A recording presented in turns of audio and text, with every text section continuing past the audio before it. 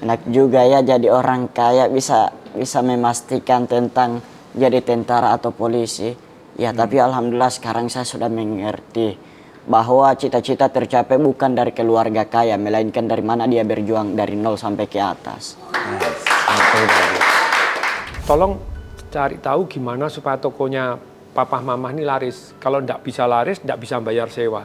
Tidak bisa bayar sewa, tokonya harus tutup. Kalau tutup, kamu tidak bisa sekolah, kita tidak bisa makan. Kamu harus terus mencari.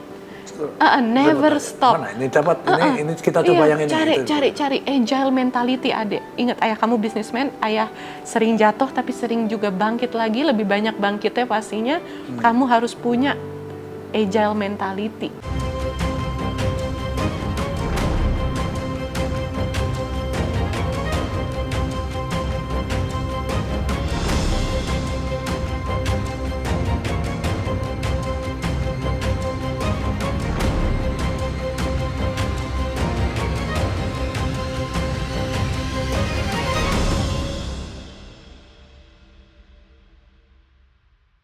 Assalamualaikum warahmatullahi wabarakatuh. Assalamualaikum warahmatullahi wabarakatuh.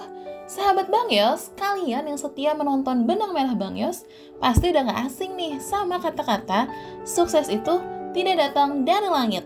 Semua harus diusahakan dan perlu kerja keras. Kata-kata yang selalu disebutkan Bang Yos ke bintang tamu yang datang ke sini. Nah, sebelum sukses seperti sekarang, bintang tamu berikut ini punya masa kecil yang cukup menarik loh. Salah satunya cerita Fajar Sad Boy berikut ini. Ya cucu saya lah pantasnya kamu itu sebenarnya saat ini ya. Tapi saya ingin menggali banyak hal tentang kamu ya. Terutama Fajar waktu kamu kecil itu di keluarga seperti apa toh. Tahu saya ya kamu keluarga, ada ayah, ada bundamu. Kamu manggilnya apa? Mama, papa. Mama, papa ya. Terus kamu punya kakak, 2 perempuan, Iya. adik juga, Iya. perempuan 1. Seperti apa? Waktu kamu kecil, sekolahmu bagaimana, kamu didik seperti apa? Coba kamu cerita. Saya waktu kecil itu saya bersaudara 4, saya jadi apa ya? Saya siap berkorban untuk menjadi tulang rusuk keluarga, tulang punggung keluarga. Dari kecil sudah tertanam seperti itu niatmu? Iya, karena hanya saya sendiri laki-laki, jadi saya siap untuk menjadi tulang punggung keluarga. Setiap pulang dari sekolah, saya kadang mau cari kelapa di belakang, di kebun. Mau cari kelapa. Untuk apa cari kelapa? Mau dijual untuk nabung duit. Oh, ayahmu sendiri kerja apa? Ayah kerja di kebun juga. Di kebun? Kebun apa dia? Kebun kelapa juga? Kebun 17. Oh, apa itu kebun 17 itu?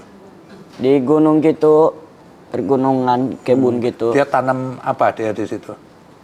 Ya segala macam lah. Seperti ada rica, tomat. Dari situ yang Ada rep. Nah, kalau kamu pas mau cari kelapa gitu, kamu cari kelapa di mana? Di belakang rumah. Pokoknya kalau nggak ada di belakang rumah ya. Itu kebun siapa? Kebunmu sendiri atau? Memang kebun keluarga kan, rumah saya kan dekat Humbuyungo gitu. Ya. Mamamu sendiri kerja? Jadi Ibu rumah tangga aja lah gitu? Iya. Terus pulang sekolah kamu nyari itu terus kamu jual gitu untuk Iya. kamu? Terusin. Saya sudah dari situ saya belajar untuk memikirkan masa depan. Saya sering kedengaran sama teman-teman mereka pengen jadi tentara, polisi. Saya hanya berpikir, Terus waktu itu hatimu gini waktu kecil kamu pengen jadi apa? Terus waktu saya dengar itu hati saya langsung tersenyum hati saya, tapi wajah saya tetap gini. Wah, enak juga ya jadi orang kaya bisa memastikan tentang jadi tentara atau polisi. Ya tapi alhamdulillah sekarang saya sudah mengerti bahwa cita-cita tercapai bukan dari keluarga kaya, melainkan dari mana dia berjuang dari nol sampai ke atas. Waktu itu kamu masih SD? Iya. Kamu sudah jatuh cinta sama cewek? Iya juga. Itu kan kalau umur segitu itu ya wajar ya, itu namanya cinta monyet ya perumpamannya. Jadi monyet di komunitas monyet itu kan banyak sekali kan, termasuk remaja-remaja gitu. Ini remaja yang laki-laki itu tempel sana, cewek-cewek lari lagi sama orang, nggak pernah ada yang masuk di hati. Tetapi dari ceritamu itu, dari saya lihat bagaimana kamu sedihnya ditinggalkan kekasihmu itu, ini sangat lain dari yang lain. Coba ceritakan apa yang kamu rasakan sebenarnya. Saya itu pertama kalau saya jatuh cinta sama cewek, saya langsung ungkapkan, saya tidak pendam gitu. Saya nggak tahan-tahan, saya langsung ungkapkan sebelum jika masih saya lihat sendiri, saya langsung tembak kalau saya punya perasaan. Saya langsung katakan cinta. Waktu itu kamu katakan juga? Iya, karena takutnya saya pengen nembak, pada akhirnya saya kalau mau nembak dia terus saya mau nunda kapan-kapan, takutnya dia udah ada yang lain gitu. Jadi harus cepet-cepetan lah ya gitu. Iya.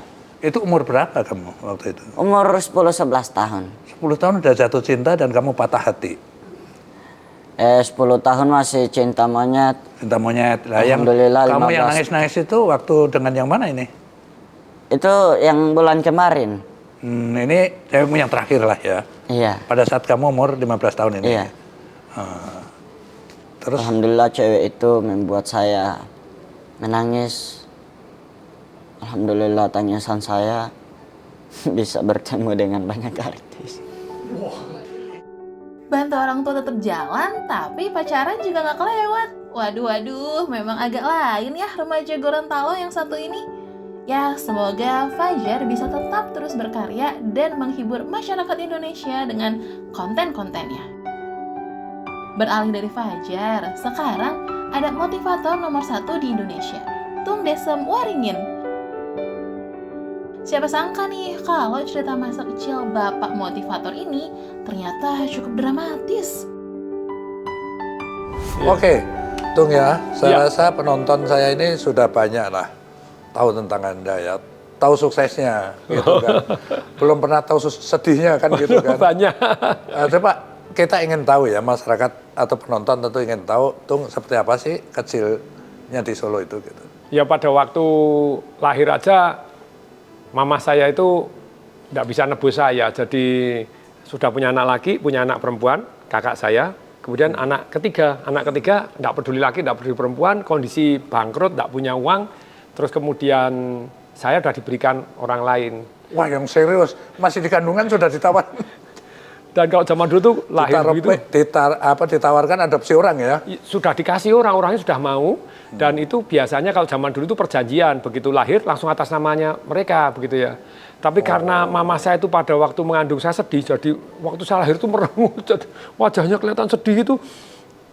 Calon orang tua saya nonton saya, enggak suka. Duh Bayu elemen itu jadi sejak lahir udah ditolak orang. Saya sempat salah pengertian sama orang tua gitu ya, sama mama saya enggak sakit hati, enggak apa dikasihkan orang, itu jalan kehidupan. Tapi yang penting batal lah itu kan. Ya, tapi waktu itu saya mengertinya gini, mama itu sudah punya anak laki, anak perempuan, anak ketiga enggak penting. Jadi saya dikasihkan orang, jadi mama merasa berat memelihara saya. Dia bilang enggak loh, beratnya bener, tapi kamu tak kasih orang kaya loh. Jadi supaya hidupmu tuh lebih enak loh. Mama mana yang enggak semedot hatinya begitu ya kalau pada waktu lahir ngasihkan orang gitu ya. Jadi sempat salah gitu, terus akhirnya saya paham, oh maksudnya mama saya tuh orang tua saya kasih orang tua baik. Itu tahun berapa? Tahun 67 Desember itu. 67 coba ya Tung ya. Ya. Aku itu Tung 76 sampai 826 tahun itu di Kartosuro Solo gitu loh. Grup 2 Kopassus. Di Kopassus kan. di Tapi nggak daerah-daerah. pernah kita ketemu ya. Ketemunya di Jakarta udah pada tua bangka begini baru ketemu kita ya. Oke. Jadi itu waktu kecil ya juga terjadi juga ayahmu bangkrut usahanya terus harus diselamatkan. Itu bagaimana ceritanya? Bahkan waktu di rumah sakit pun tidak bisa nebus. Karena kan mestinya diambil orang tadi, dikasih, dibayar tuh rumah sakitnya. Lihat jelek, tidak jadi, terus kemudian tidak bisa bayar. Tidak siap secara uang. Nah terpaksa saudara-saudara dari mama ngumpulin duit, ngasih mama saya. Papa saya itu orang baik. Jadi ada saudara datang kesusahan begitu, uang yang harusnya untuk nebus saya, dikasihkan papa saya ke saudaranya. Tidak jadi keluar rumah sakit lagi. Mama saya katanya yang nangis, aduh, tidak apa-apa kita ikat pinggang, kita carikan dulu untuk nebus. Tapi akhirnya adik mama yang nebus saya lagi, gitu. Jadi ditebus baru bisa keluar. Jadi tahan rumah sakit 2 kali, begitu. Jadi tidak bisa keluar dari rumah sakit. Jadi masa kecil pun sudah memang dalam suasana yang hidup susah ya. Itu menyebabkan kamu biasalah mencari uang dengan cara sendiri kan, bisa ceritakan pernah nggak nyari uang dengan usahamu sendiri gitu? Oh ya, jadi saya mulai cari uang itu ketika mulai jadi kuliah, karena pada waktu SMA itu SD kelas 9, bukan kelas 9, umur 9, kelas 3 SD dikumpulin orang tua, 5 bersaudara, papa saya tanya, tolong cari tahu gimana supaya tokonya papa mama ini laris. Kalau nggak bisa laris, nggak bisa bayar sewa. Nggak bisa bayar sewa, tokonya harus tutup. Kalau tutup, kamu nggak bisa sekolah, kita nggak bisa makan. Mungkin kakak saya yang besar sudah nakal, jadi nggak peduli. Adik saya masih kecil juga nggak peduli. Saya nggak bisa tidur. Kejadian sungguh, waktu SMP disuruh ikut bantu jaga toko, tokonya sepi, malu. Saya tuh kalau dites DNA pemalu, Bang Yos. Oh, Bang Yos ini saya baca di bukunya, ini, wah Wejan, ini buku yang luar biasa ini. Nggak ada takutnya. Luar biasa, saya tuh penakut, pemalu, sudah. Jadi tes DNA saya waktu umur 40 tahun di tes DNA ketahuan, saya pemalu. Betul, suruh nawarin gitu malu. Suruh keluar, nawarin malu, masuk. Papa saya pulang, saya masuk. Jualan apa nih ceritanya nih? Toko emas, orang tua saya kebetulan toko emas, tapi toko emasnya tuh sangat sepi. Mama saya tuh dari keluarga toko emas di Solo. Oh gitu, nurun keluarga ya? toko emas, nurun, tapi tidak dimodalin nama gitu ya. Dimodalin pinjaman, setelah itu harus balik. Dipinjemin 300 gram, 1 tahun harus dibalikkan. Akibatnya jualan emasnya bukan emas, imitasi, emasnya seiprit gitu ya. Nah terus dalam kondisi tidak laku, terus kemudian harus bayar sewa, sewanya tuh 30 gram emas murni 1 bulan. Padahal 1 bulan itu cuma laku 5 keping emas cuma setengah graman, 2,5 gram. Lama-lama. Bangkrut itu. Nah itu yang kisah yang paling menyedihkan itu pada waktu kuliah. Orang tua saya udah bilang, kamu nanti kuliah ini apa? UNS kan? UNS, yes. Iya. UNS di pertama kali masuk Fakultas Ekonomi Studi Pembangunan. Jadi karena dari IPA nggak ngerti. Kamu nyambi apa untuk bisa mencukupi kuliah? Ngelesin. Jadi kuliah saya udah bayar sendiri. Ngelesin apa? Matematika, fisika, kimia. Otakmu cemerlang ya. Padahal kuliahnya hukum. Kuliahnya iso hukum. Ya? Karena ngelesin sebetulnya ngelesin SMP. Jadi gitu ya. ngelesin SMP saya bilang, kita cuma menang sudah belajar duluan. Jadi kita berani. Jadi dengan demikian ya saya berani ngajar, karena sudah ngerjain soal-soal banyak sekali. Jadi kamu datangi rumah mereka untuk kasih honor gitu kan? Ya, dapat 20.000 pertama kali ngelesin, kasihkan income pertama, kasihkan mama saya gitu ya. Terus kemudian itu lumayan loh. UMR waktu itu cuma berapa? Saya 1 bulan 120.000. Jadi merasa paling kaya sedunia sudah. Bisa beli celana jeans, Levi's, beli begini, waduh bisa. Keren, ya? Wah, neraktir, bisa terus berani pacaran, bisa.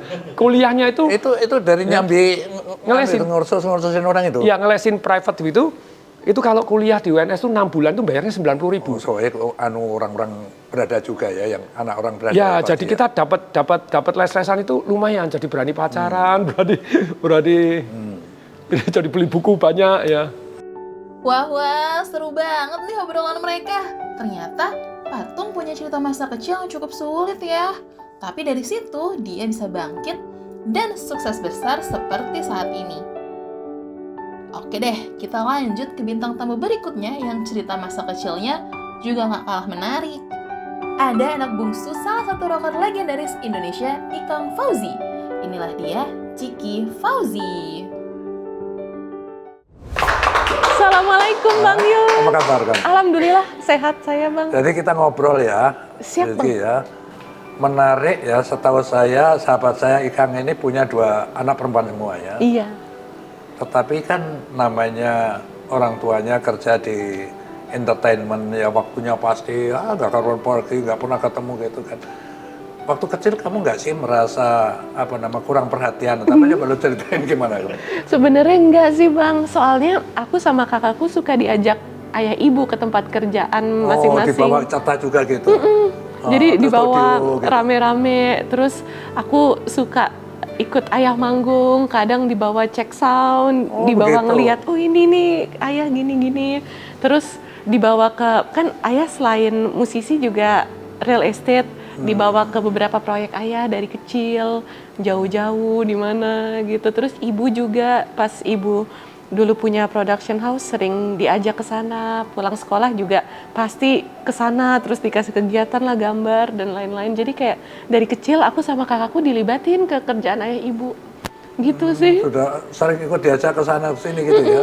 Iya, mungkin ya nggak selalu ya, tapi sering banget sih seingat aku buat dikasih lihat kegiatan ayah ibu sama anak-anaknya gitu. Untuk sukses itu seperti apa untuk teman-teman milenial yang lain? Oke, persistence, agile mentality itu penting banget. Itu yang ayah saya selalu ajarin ke saya, Bang.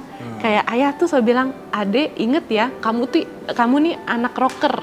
Rocker itu anti kemapanan." Maksudnya apa ya? Masa nggak boleh mapan, nggak boleh kaya gitu? Bukan gitu. Jadi maksudnya anti kemapanan, kamu harus terus mencari. Never stop. Mana ini dapat ini kita coba yang ini. Cari agile mentality, Adek. Ingat, ayah kamu bisnismen, ayah sering jatuh tapi sering juga bangkit lagi, lebih banyak bangkitnya pastinya. Kamu harus punya agile mentality. Jadi agile gitu. Lentur, lincah, mental gitu. Jadi kayak ya gimana ya? Berani tiap kali mencoba gitu. Jadi kalau dibanting ya bangkit lagi dan itu yang aku coba jalanin sih, Bang. Kayak misalnya pernah gagal bikin company animasi, ada yang gagal, bangkit gitu lagi, kan. lakuin lagi berbagai hal. Bahwa gagal itu adalah kesuksesan yang tertunda saja gitu ya. Oke. Iya benar. Nah, itu dia cerita masa kecil dan didikan yang ditanamkan oleh orang tua mereka. Masih banyak cerita yang hadir di Benang Merah Bang Yos.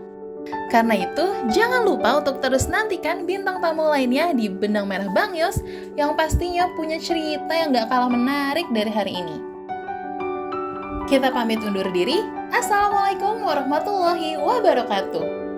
Bye-bye!